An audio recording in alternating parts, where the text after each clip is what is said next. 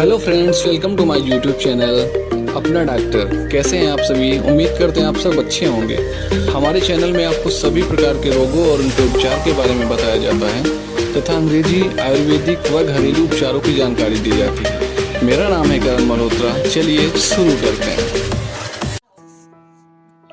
Arthritis या गठिया की समस्या काफ़ी सारे लोगों में देखने को मिल रही है।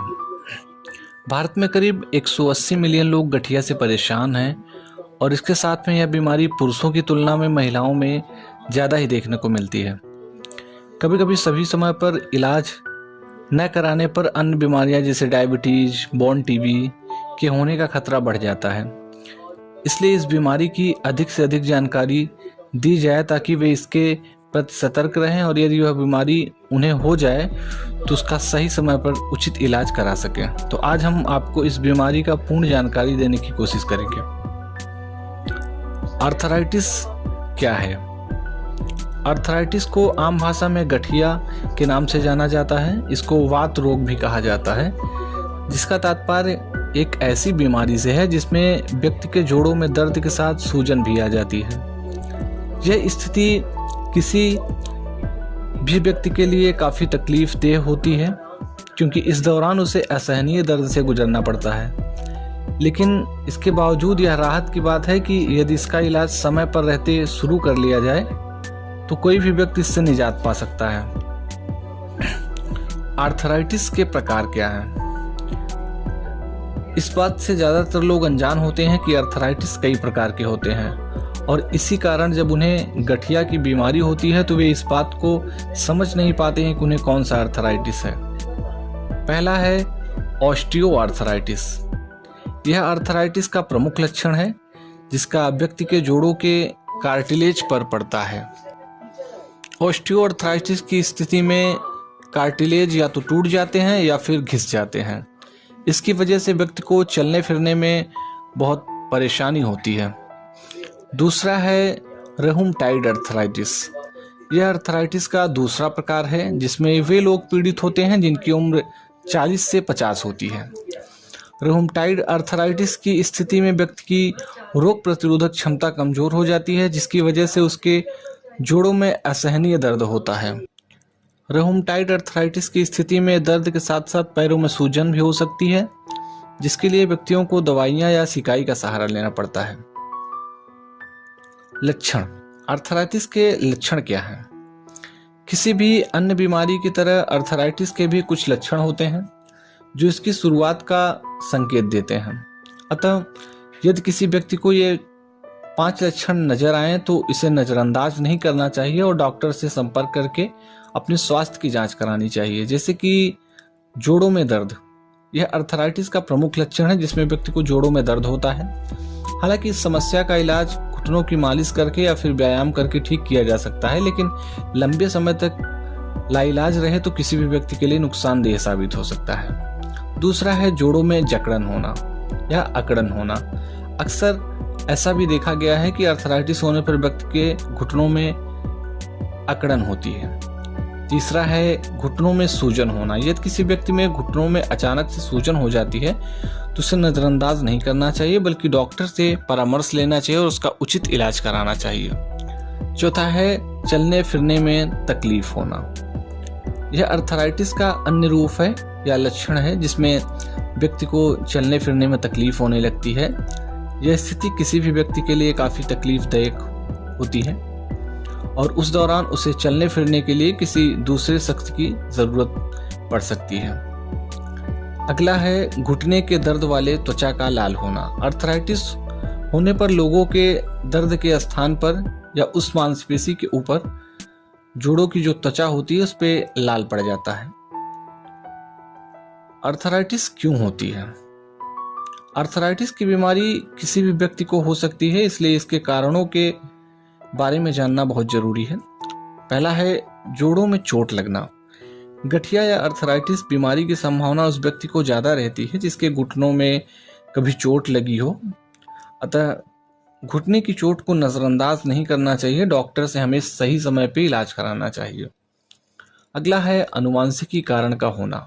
ये बीमारी जेनेटिक भी हो सकती है, इसलिए अगर आपके पीढ़ी में किसी को भी गठिया या वात रोग की परेशानी रही होगी तो हो सकता है उस जेनेटिक बीमारी के थ्रू आपको भी हो सकती है, इसलिए ये आनुवांशिक कारण भी हो सकता है इसका। अगला है शरीर में कैल्शियम की कमी होना। मानव शरीर में सभी प्रकार के पौष्टिक पदार्थों की आवश्यकता होती है क्योंकि ये उसे सेहतमंद बनाने में अहम भूमिका निभाते हैं, जिसमें कैल्शियम भी शामिल होता है। कैल्शियम का मुख्य रोल होता है हड्डियों को मजबूत बनाना। यदि शख्स कैल्शियम युक्त चीजें नहीं लेता है तो उसे अर्थराइटिस समेत कई अन्य बीमारियों का सामना करना पड़ सकता है, इसलिए ये भी कारण होता है एक अर्थराइटिस होने का।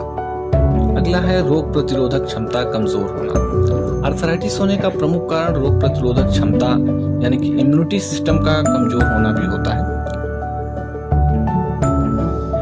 अर्थराइटिस का इलाज, तो आमतौर पर अर्थराइटिस को एक लाइलाज बीमारी समझा जाता है और इसी कारण इससे पीड़ित लोग अपना इलाज सही तरीके से नहीं करा पाते हैं। लेकिन यदि उन्हें पता होता है कि किसी भी अन्य बीमारी की तरह अर्थराइटिस का भी इलाज संभव है जिन्हें वे करा सकते हैं, तो शायद वे भी बेहतर जिंदगी जी पाते हैं। पहला है दवाई लेना। यह अर्थराइटिस का सबसे आसान तरीका है जिसमें व्यक्ति को कुछ दवाइयाँ दी जाती हैं। ये दवाइयाँ अर्थराइटिस के दर्द को कम करने में सहायक होती हैं तथा उसको बढ़ने से रोकती हैं। दूसरा है फिजियोथेरेपी लेना। कई बार अर्थराइटिस का इलाज फिजियोथेरेपी के द्वारा भी किया जाता है। इसके द्वारा शरीर की मांसपेशियों को ठीक करने की कोशिश की जाती है। अगला है योगा करना। तो हमें सबसे ज्यादा जरूरत ये है कि हमारी हड्डियों को या फिर मांसपेशियों को जकड़न से बचाने के लिए हमें कम से कम 30 मिनट का योगा करना बहुत जरूरी होता है। इसमें कुछ योगा शामिल है, आपको स्क्रीन पे दिख रहा होगा। अगला है एक्सरे कराना। कई बार आप डॉक्टर के पास जाते हैं तो उन्हें गठिया और वात रोग के बारे में बताने पे आप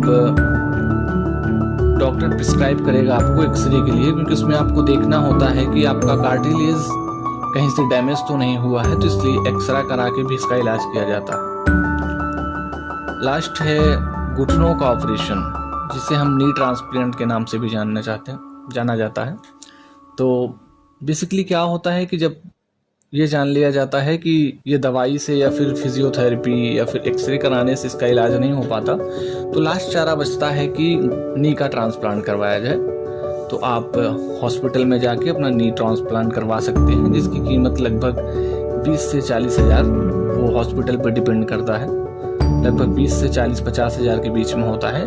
तो जब आखिरी चारा बचता है कि हमें नी ट्रांसप्लांट ही करवाना पड़ेगा तो नी ट्रांसप्लांट होता है। तो हम कुछ एलोपैथिक दवाइयाँ हैं जो ले सकते हैं उस दर्द से निजात पाने के लिए, अर्थराइटिस से। जैसे कि आप इन्हें डॉक्टर के प्रिस्क्राइब के बिना ला लें। कुछ हम दवाइयों का नाम बताने जा रहे हैं जिसे आप अपने डॉक्टर से प्रिस्क्राइब कराने के बाद ही लें। जैसे कि कुछ टैबलेट्स हैं एलोपैथिक में जो कि हैं ट्रामाडाल और ज़ाइमोफ्लाम डी, वोवरान एसआर 50 और 100 mg की आती है। तो बेसिकली हमें डॉक्टर से प्रिस्क्राइब कराना चाहिए, जितना हमें अमाउंट में चाहिए वो आप ले सकते हैं। ज़ाइमोफ्लाम डी आपने देखा, जीरोडाल एसपी और फ्लोरसन डबल ए। अगर आपको दर्द के साथ सूजन भी है तो उसमें आप जीरोडाल एसपी या फिर फ्लोरसन डबल ए ले सकते हैं, या फिर फ्लैक्सान एमआर ले सकते हैं। जैमोरल फूड भी एक पेन रिलीवर टैबलेट होती है। और कुछ आयुर्वेदिक हैं जैसे कि डॉक्टर आर्थो कैप्सूल हो गई, इन्हें आप सुबह शाम ले सकते हैं। और आर्थोपावर एक टैबलेट भी आती है जिन्हें आप सुबह शाम ले सकते हैं। और इसके साथ में हम कुछ कैल्शियम की टैबलेट्स भी देते हैं, क्योंकि बेसिकली आपने जाना कि इसमें कैल्शियम की भी कमी हो जाती है इस वजह से। तो सेलकालसिटी नाम से टैबलेट्स आती हैं, उन्हें आप दिन में एक बार ले सकते हैं। और कैप्सूल है नर्वस पेन के लिए। एक्चुअली में इसमें क्या होता है, कभी कभी नस में भी प्रॉब्लम आ सकती है, तो इसमें आप महागाबा M75 जिसमें मेथाइल कोबालामीन प्लस गाबापेंटीन रहता है उसे आप ले सकते हैं। और जैसे कि न्यूरोकाइन LC टैबलेट हो गई, दिन में एक बार आप इन्हें ले सकते हैं। इसमें नर्वस पेन जो होता है, नस का सर्कुलेशन होने लगता है, इस वजह से भी काफ़ी निजात मिलता है। आपको बहुत ज़्यादा पेन है तो आप वोवरान इंजेक्शन ले सकते हैं। उसमें कुछ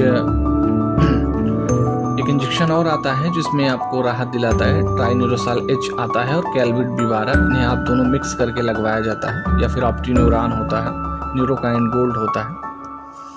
आइए इसकी रोकथाम के बारे में बात करते हैं। तो रोकथाम का बेसिकली है कि जैसे आपको पौष्टिक आहार लेना है, वज़न पे अपने नियंत्रण रखना है, सही टाइम पे आपको खाना खाना है और व्यायाम करना है, और पानी आपको पर्याप्त मात्रा में पीना है जिसमें आपका शरीर डिहाइड्रेट ना हो।